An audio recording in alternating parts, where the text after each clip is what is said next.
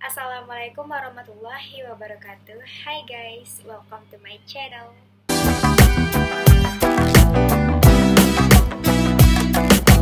Jadi pada kali ini aku akan membuat video tentang materi teori kewirausahaan pada mata kuliah praktik kewirausahaan dengan dosen Bapak Hari Setia Putra, SE MSI. Baiklah, sebelum itu seperti biasa aku akan memperkenalkan diriku terlebih dahulu. Perkenalkan, namaku Ilmi Marina. Saat ini aku menempuh pendidikan di Universitas Negeri Padang di jurusan Ilmu Ekonomi NIM 180600105. Sebelum kita masuk kepada materi pembahasannya, alangkah baiknya kalian klik tombol subscribe dan aktifkan lonceng notifikasinya. Baiklah, langsung saja kita masuk kepada materi pertama, yaitu tentang teori kewirausahaan. Nah, sebelum masuk ke teorinya, terlebih dahulu kita harus tahu nih pengertian dari kewirausahaan. Kewirausahaan itu sendiri adalah suatu proses dalam melakukan dan menciptakan sesuatu yang baru yang tentunya penuh dengan kreatif dan inovasi, dan juga dapat memberikan manfaat bagi orang lain serta bernilai tambah untuk diri kita sendiri maupun untuk diri orang lain juga. Seiring berjalannya waktu, kewirausahaan akan semakin berkembang kan? Maka dari itu lahirlah berbagai macam teori tentang kewirausahaan. Nah, karena itulah kita akan masuk kepada pembahasan teori pertama, yaitu tentang teori neoklasik. Nah, jadi di teori neoklasik ini, teori ini memandang perusahaan sebagai istilah teknologis, di mana manajemen hanya mengetahui biaya dan penerimaan perusahaan dan sekedar melakukan kalkulasi matematis untuk menentukan nilai optimal dari variabel keputusan. Nah, teori kedua yaitu Kriserian Entrepreneur.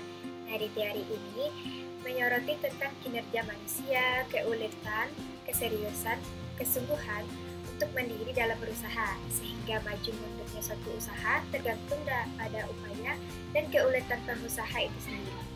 Oke, yang terakhir yaitu teori perilaku. Nah, teori ini menyoroti bagaimana seseorang wirausahawan harus memiliki kecakapan dalam mengorganisasikan usahanya. Ya, sebagai yang lain yaitu mengatur keuangan, membangun jaringan, dan memasarkan produknya. Dibutuhkan pribadi yang supel dan pandai bergaul untuk memajukan suatu usahanya. Baiklah, selanjutnya kita akan masuk kepada materi kedua, yaitu unsur-unsur kewirausahaan. Nah, ada 4 unsur penting dalam kewirausahaan yang saling terkait. Yang pertama yaitu pengetahuan. Tingkat penalaran atau kemampuan berpikir yang dimiliki oleh seseorang dicirikan oleh daya pikir, pengetahuan, kepandaian, intelektual, atau unsur kognisi. Kemampuan inilah yang membedakan manusia dengan hewan. Bahkan kemampuan inilah yang mampu membedakan daya kreativitas seseorang maupun seseorang lainnya. Yang kedua yaitu keterampilan. Berpikir saja tidaklah dapat mewujudkan sesuatu kan? Sesuatu itu dapat diwujudkan jika ada tindakan. Keterampilan inilah yang merupakan tindakan raga, terutama tangan atau kaki, untuk melaksanakan sesuatu kerja dari kerja lainnya. Baru akan terwujudlah hasil dari keterampilan tersebut. Ada berbagai macam hasil karya yang telah lahir dari seseorang yang mempunyai keterampilan yang cakap ya. Dan yang ketiga yaitu sikap mental. Seseorang mungkin saja mempunyai otak yang cerdas dan keterampilan yang tinggi kan, namun jika ia malas, lamban, tidak mempunyai keberanian, dan apalagi ceroboh, terutama hal itu tidak menjamin untuk dapat sukses ya. Sukses itu dapat terjadi jika pemikiran dan keterampilan, apalagi sikap mental maju mereka itu digabungkan. Sikap mental maju inilah yang meliputi keteladanan, keluhuran, keberanian, penuh tanggung jawab, jujur, berjiwa besar, dan mandiri. Dan yang terakhir yaitu yang keempat, intuisi. Sebenarnya ada beberapa faktor lain kecerdasan penalaran, keterampilan, dan sikap mental yang berpengaruh atas kesuksesan seseorang. Tapi daya intuisi inilah yaitu daya ramal atau dikenal juga dengan feeling seseorang yang sulit digambarkan apakah itu hasil pemikirannya sendiri ataupun cuma hanya khayalan doang. Nah, selanjutnya kita akan masuk kepada materi ketiga yaitu ciri-ciri wirausaha. Nah, di sini ada 8 ciri-ciri yang bisa saya sebutkan. Yang pertama yaitu memiliki keberanian. Ini sangat penting banget ya. Dan yang kedua memiliki daya kreasi. Yang berani mengambil resiko. Ini juga sangat penting dan sangat diperlukan ya, karena kalau misalnya berani mengambil tindakan juga harus berani mengambil resiko. Dan yang keempat yaitu memiliki analisis yang tepat. Yang kelima, memiliki semangat dan kemauan yang keras. Yang keenam, memiliki jiwa pemimpin. Yang ketujuh, tidak konsumtif ya. Dan yang kedelapan yaitu berorientasi pada masa depan. Oke, selanjutnya materi keempat yaitu peran wirausaha. Nah, di sini juga ada 5 peran yang bisa saya sebutkan ya. Yang pertama yaitu menciptakan kesempatan kerja. Yang kedua, meningkatkan pertumbuhan ekonomi dan pendapatan nasional.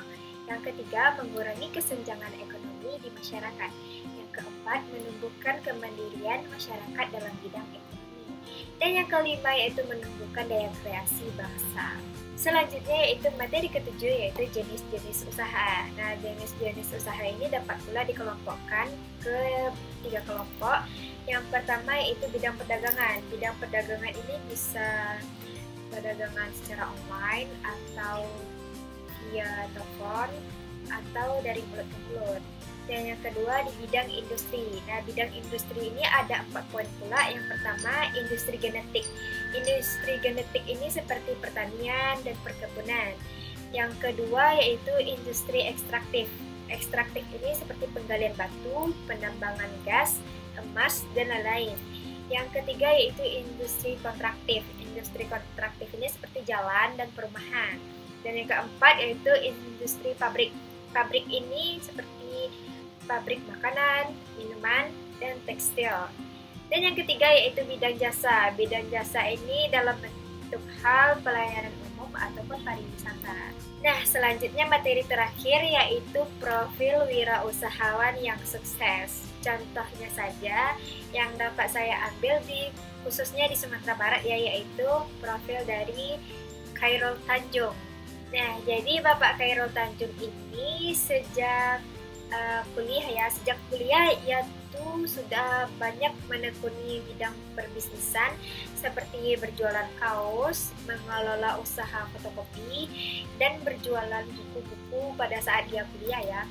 Dan tidak hanya itu, dia terus berupaya mengembangkan bisnisnya. Kemudian ia bersama rekan-rekannya memulai membuka suatu perusahaan.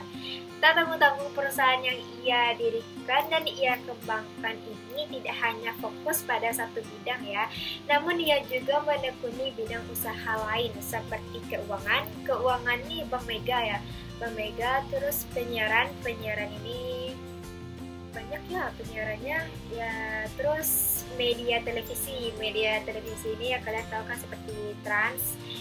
Yang keempat properti, dan yang terakhir yaitu di bidang investasi. Nah, sampai saat sekarang ini pun beliau masih tetap sukses. Oke, baiklah, sekian materi yang dapat saya sampaikan. Apabila ada kesalahan kata atau kesalahan lainnya mohon dimaafkan. Wabillahi taufiq wal hidayah. Assalamualaikum warahmatullahi wabarakatuh.